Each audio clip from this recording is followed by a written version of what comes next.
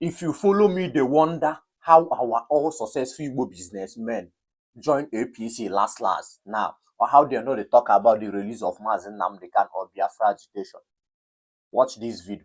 Watch this speech of Mazi Nnamdi Kanu. He equally talked about how Orji Uzor Kalu, how they sent Orji Uzor Kalu to convince his parents for him to abandon Biafra agitation.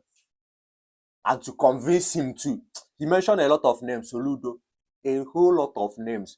Pay attention to this video till the end and share it, make it go viral. And I said before I speak to them, I also give my conditions, which I know they couldn't meet. It's not possible for them to meet it. And I did it deliberately.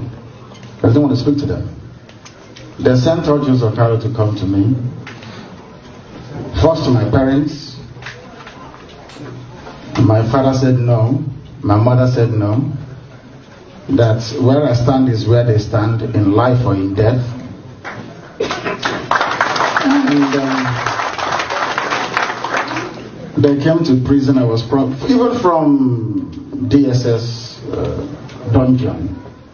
The promises came. The vice president, anything you want. If you have a very beautiful wife, you better go and enjoy her than being in prison. Wow. Anything you want. And I said no. That what I want is a referendum to determine if you good people want to be part of the zoo or part of Nigeria or part of Biafra. Choose one, zoo or Biafra. They said no. And Sibajo tried to make contact. When I came out, I don't know if I've told this story before actually, and Ohaneze hijacked it. I went to see Niawode in his house. We sat down, had lunch together, and I told him what my conditions were to lift the boycott in Anambra State, which they couldn't meet. And I said to Nwodo very simply, go to Abuja and tell these people that these are what our people are asking for.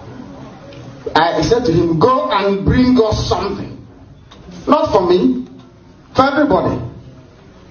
He went there and started negotiating for a ministerial position for one of the children. I'm telling you, what I'm telling is fact, ask him. Somebody asked him, but you people are being called to Aso Rock because of Nnamdi Kanu. Why didn't you tell him that you're going to Aso Rock? He said it is for Igbo leaders. And once the powers that be knew that he hadn't IPOB support, they just gave them 5 million naira for transport and dismissed them. Hadn't Nyawodo remained with me? When the governors called me, I told them the same thing in front of Professor Ben Wabese. They said, oh, but Nwodo, Soludo, Ebremadi is upstairs. Do I want them to come? I said, no.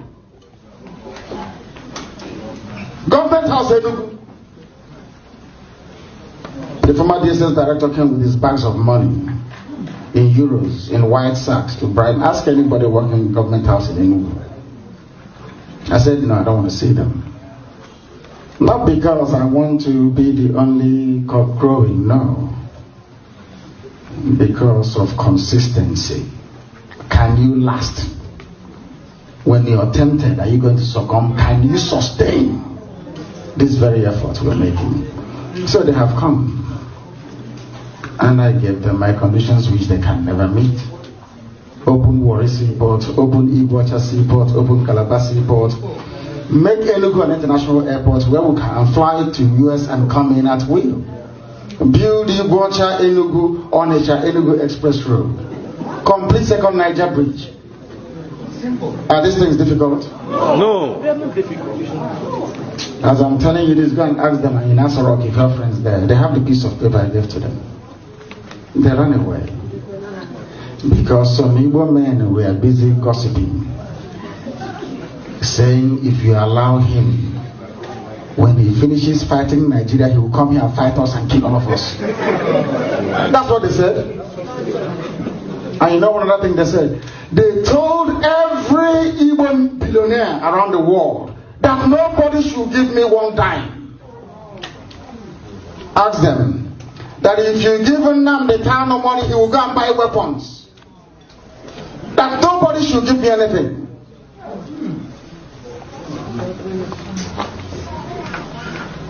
I'm going to hear you won't believe it. That we are here by the grace of Elohim, not by any of our strength, to be honest with you. Any day we are serious, the world will know. How do you want Canada to regard the Biafra referendum or even USA?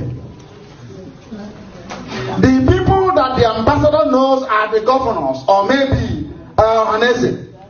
Did you people not hear that British government went to Biafra land when I was in prison? Oh my goodness. The British High Commissioner was touring everywhere. When they wanted to kill me, went to Obi of Onitsha and asked him, what do we do to Nnamdi Kanu? That one said you can kill him if you want.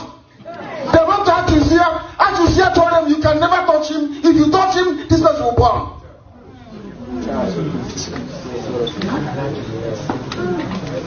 How many times has the US government been to Enugu? They go to Ohaneze. I don't want to say it.